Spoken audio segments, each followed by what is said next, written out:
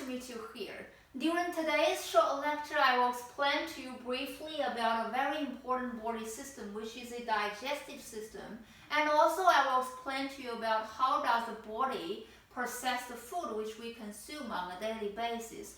We know that human body relies on the nutrition which is obtained from your food to produce energy. And this nutrition could include fat, protein, sugar, and carbohydrate. Carbohydrate could be converted into the sugar as well. Now, sugar is a major resource which is needed by the body to produce energy. So let's have a look at the whole system. Now, there are different organs work closely together to assist in the food processing. Now, these organs actually made the whole digestive system. So, firstly, when the food actually arrived the mouth, now you have the teeth, and the teeth will help to chew the food down from the big chunk into the smaller pieces. Now, inside your mouth, you also have the saliva gland, which contains which produce saliva and contains these different enzymes to help to melt the food and also break down into smaller components. Now, that's why it's very important for us to chew the food properly and never eat in a rush. There are many people actually eat very fast and don't chew the food properly, and the food will be left as a big chunk when they reach the stomach, and it will affect the gastric health. So it's really suggested that you take time when you eat and chew the food nicely before you swallow. And then after the food is broken down in the mouth, it will then further travel down into this long tube. Now this long tube is called the food pipe. The professional name is called the esophagus. Now this esophagus, the inner lining of the esophagus is made of the smooth muscle, which could make like the movement, which could move to actually squeeze the food down into another organ, which is our stomach. The movement of this smooth muscle is called a peristalsis. Now the muscle actually moves and creates waves and moves the food to squeeze, to actually push the food down into the stomach.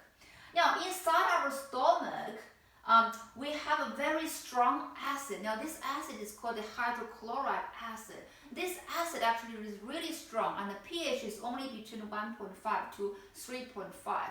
It could help to further digest food into even smaller molecules, and it could also kill the pathogens and the bacteria that stays in the food, to disinfect it, actually to make the food clean and to prevent the bacteria cause harm for the body. So that's stomach, that's the acid in the stomach. Now, between our esophagus and the stomach, there's a connection part. Now, this connection is made of the muscle, which is called the sphincter. The sphincter is a muscle which could squeeze the food into the stomach, and then it will close and then prevent the contents traveling back into the esophagus. So the acid will always stay in the stomach nicely. However, for some older people, now their sphincter becomes weaker and lose the function. So the sphincter could not properly seal the contents inside the stomach. So the acid could travel back, back from the stomach into the esophagus and make people feel really burning on the chest. So this is like called the reflux. They call the esophagus reflux disease, which means that the acid cannot be held inside the stomach and will travel backwards. And then if people have this reflux disease, it will always feel heartburn, and it is very uncomfortable. Now, after the food is digested inside our stomach, it will then further travel down into the first section of the small intestine, which is called the duodenum. From the duodenum, the nutrition will then be further traveled into the small intestine, the other part of the small intestine. Now, the small intestine helps nutrition to be absorbed into the bloodstream. So now we know that the nutrition can never take effect before it is absorbed into the blood, and then will be carried by the blood to the rest of the body to provide the nutrition. So the small intestine actually connects the nutrition with the bloodstream. So it helps helps the nutrition to be absorbed into the blood and then to be carried further to rest of the body. And also, now after the food is processed, now after the nutrition is processed in the small intestine, now the waste products, the waste that your body don't need will be further sent into our large intestine. Now the large intestine is also called the colon. Now the large intestine will store this waste, and then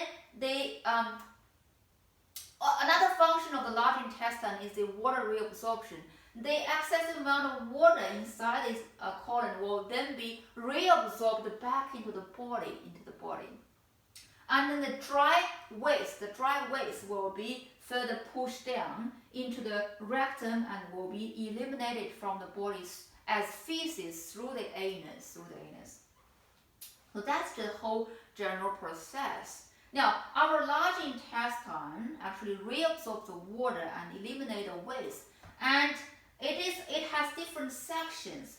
It has the this section is called the ascending colon, and then this is called the transverse colon, and then the descending colon, and then it will go into the rectum and then the anus.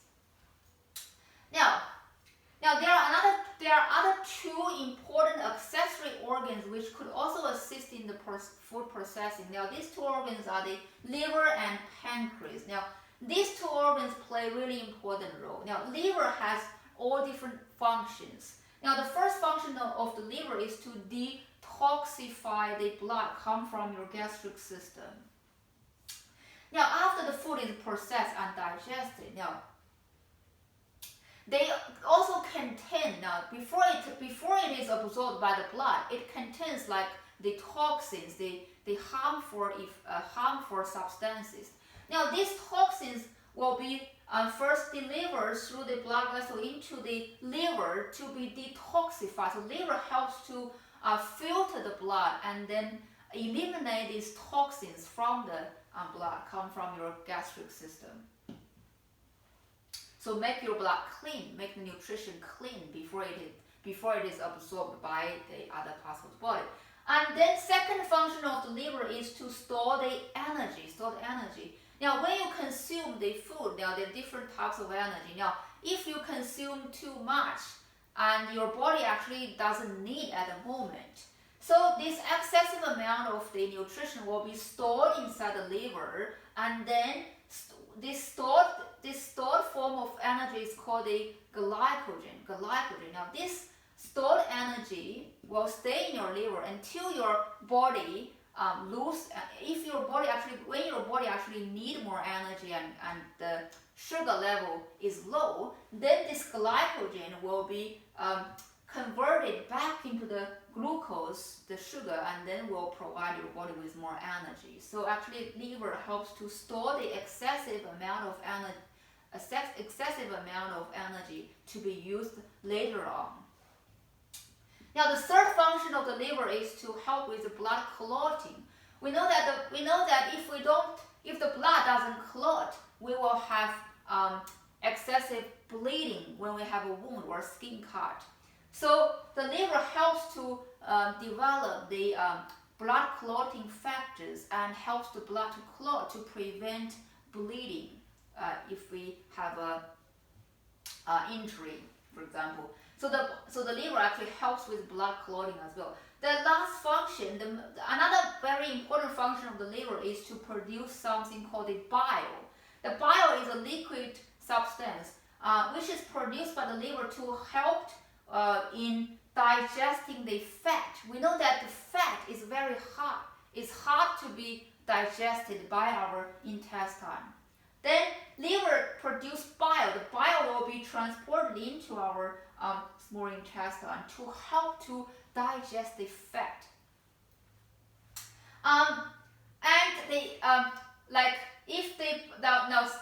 If the excessive amount of the bile will be stored in this little organ underneath the liver, which is called the gallbladder.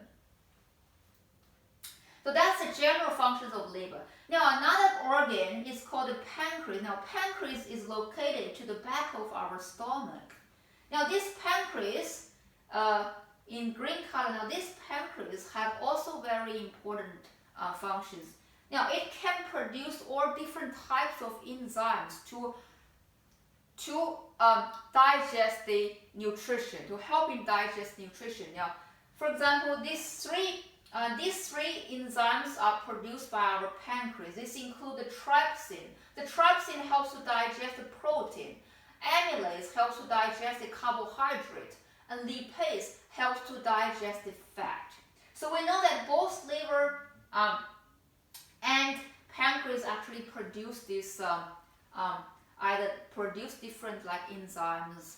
Actually, the bile actually helps to digest, break down the nutrients that we consume. Now, also a very, very important function of the pancreas is that the pancreas can produce two hormones, which include insulin and glucagon.